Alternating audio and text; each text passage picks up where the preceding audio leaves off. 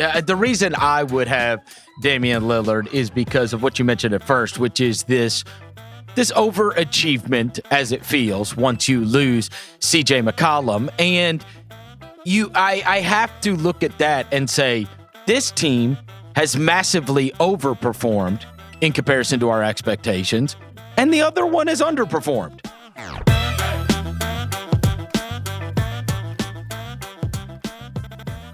We got the All-Star starters announced last night, and it was not without some controversy. In the Eastern Conference, it was named Brad Beal, Kyrie Irving, Kevin Durant, Giannis Antetokounmpo, and Joel Embiid. In the Western Conference, the starters are going to be Steph Curry, Luka Doncic, Kawhi Leonard, LeBron James, and Nikola Jokic. And it seemed as if there was only one big story that came out of this, or at least talking point, and that was Luka Doncic being named a starter over Damian Lillard. That seemed to be the point of contention. Now, we do need to mention that they tied, and Doncic finished second in fan voting, but was third behind Lillard in both media and player voting. That said, Doncic wound up being the pick to start because of fan voting, which made up 50% of the voting, with the players and the media each getting 25% each. So that was the tiebreaker. I am surprised, I think. By what part? I'm surprised that he won the fan voting. International vote. Yeah. And I'm really not surprised by that aspect. Really? The international vote's strong. Damian surprised. Lillard's a popular guy. You know what I mean? Like, that is a popular player. Yeah. Big time. He's got a great sneaker, you know? And wouldn't you say social? He is one of those that there are very, very, very few people that dislike Damian Lillard. Oh, yeah.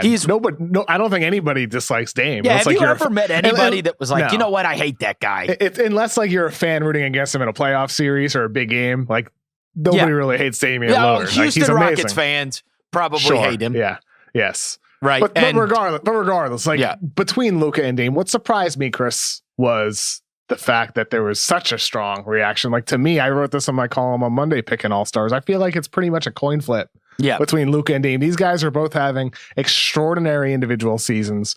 Dame is checking all the boxes of what makes an MVP candidate. You know, he's carrying this Blazers team to an 18-10 record right now without Nurkic, without CJ McCollum. Like, they have been really, really fun to watch. Like, a lot of Blazers fans have been in my mentions lately. It's like, because I kind of like, you know, cracked on them before the season saying they're comically overrated. And I still think their defense is going to end up being the reason for their demise. They're ranked at 28th in defensive rating. And I think at some point, either during the season, you'll see those wins drop, or at some point in the playoffs, that'll bite them. But that doesn't change the fact Dame is a brilliant player who is so fun to watch. But also, Luka has had incredible moments too. I think their scoring has been at least comparable. I gave Luka the edge because of the better playmaking, because of the better defense, because of the better rebounding. But I wouldn't push back or argue against anybody who had Dame. Like, the guy's having an MVP caliber season. Yeah, and I think the reason I would have Damian Lillard is because of what you mentioned at first, which is this overachievement as it feels once you lose CJ McCollum. And I have to look at that and say, this team has massively overperformed in comparison to our expectations, and the other one has underperformed. Yeah, they have. And so the best guy on either of these two teams, one is on a team that is not where we thought they would be, and they are there because of him. And then on the other side, I take issue with that. I think a lot of people had Portland in the top four. No, a lot of people did. Not this Portland. No, Nurkic, CJ, definitely. That's fair. Okay, that's fair. We're on the same page then. We're on the same page. Also, with they haven't had Nurkic either. So I mean, they're second and third best agreement. players. I just wanted to check, like, compared to preseason expectations. Yeah, but they're second and third best players, so it's all relative. Yep. Like, there's no chance that team has the fourth best record if they lose McCollum and they lose Nurkic, Whereas right? Dallas, they undeniably have underachieved. And, like, yes. my thing with All-Star voting this year, I talked about this with Bill earlier in the week, like only 38% of the season has passed. Usually when All-Star voting is done, usually when you have to submit your ballots as a fan or as a player or as media, over half the season is usually done. Like the last 3 years, I believe is 51% of the season is complete. So we're doing All-Star voting early. So for me, when I did my actual ballot, when I did my fake reserves, because coaches choose the reserves, I didn't even really look at record, to be honest with you, Chris, because like it's still so early in the year. It's still so early in the year that the 4 games of separation, the 5 games of separation, that can all change so quickly where it's kind of irrelevant. And maybe Portland maintains or builds a lead even more over Dallas. Right now, they're up, I believe, 5 games on Dallas right now, 18-10 for Portland, 13-15 for Dallas. If someone wants to use that as like a way to choose one over the other, I get it completely. Yeah. But for me, like, it's still so early that I'm not really caring about record. Your vote didn't matter anyway in regards to this. It's not like you took Luka over the top, right? He lost the media. Yeah. He lost the media, but the fan voting is what he got. And honestly, this is just another Damian Lillard chip on the shoulder. Nobody believes in me. I'm, put some respect on my effing name. You remember when he yelled that at the bubble after he hit a game winner? I mean, whatever works. I would use it too. If you didn't put me on, like, just in context, an athlete, anything. In context, I mean, look, he is third in the NBA in scoring at 29.8 points per game. He averages 7.7 assists per game, 4 3-pointers per game, which is second in the NBA. His splits are 45, 38, 93. He's first in clutch points, first in clutch field goal percentage, first in clutch 3-point percentage, first in clutch free throw percentage, and they have a 12-3 record in clutch, what would be considered clutch games, which is the best record in the NBA. So, I mean, it's pretty clear, right? They're 12-3 in clutch situations. He's first in every category. So he is the reason that they are winning these games. And again, he gets to do the whole put some respect on my name. I don't get the accolades that some of my peers do. What do I have to do? Type of thing. He's got to be an all-star. I forget who tweeted this yesterday, but can you name the all-star starters from like 2017? I can't. Oh no, it becomes dust in the wind. Exactly. So, yes. But like for the individual player, you can use that as fuel. For the fans, like, you can use that as fuel and add to the chip on your shoulder that nobody is giving you credit. That is the fun in it. That is, like, from a competition standpoint, the fuel you need to just continue building. But ultimately, like, these two guys are both all-stars. They're both, if their teams finish up top, like top 4 in the standings in the West, either of them could potentially be an MVP candidate like Dame already is because of what he's doing on the court. These guys are both incredible.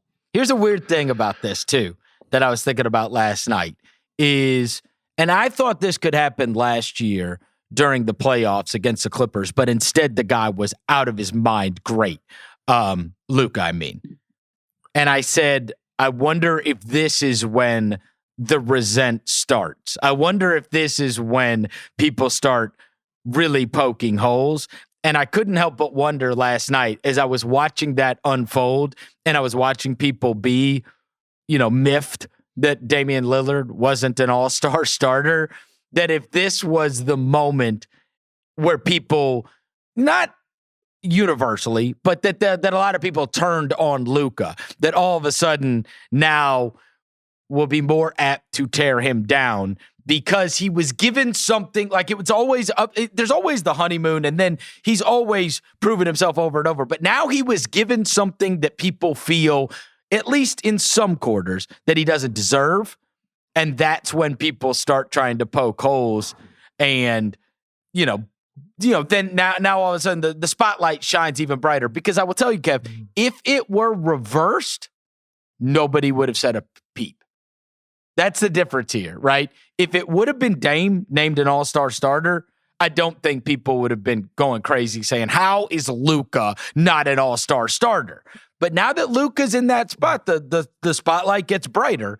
And all of a sudden, now it's like, oh, this guy was rewarded over this other guy and he didn't deserve it. It's a ridiculous. It's a resent thing that comes up. I know, but it's ridiculous. To me, I think if anything else, Chris, Luka and Dame, those two guys, there's some similarities here. Damian Lillard is a championship caliber player who has yet to reach that mountaintop. Luka is a championship caliber player who right now you look at their team and they're like, we've talked about this a bunch, Chris. How are they going to properly build around this guy so he can reach the pinnacle?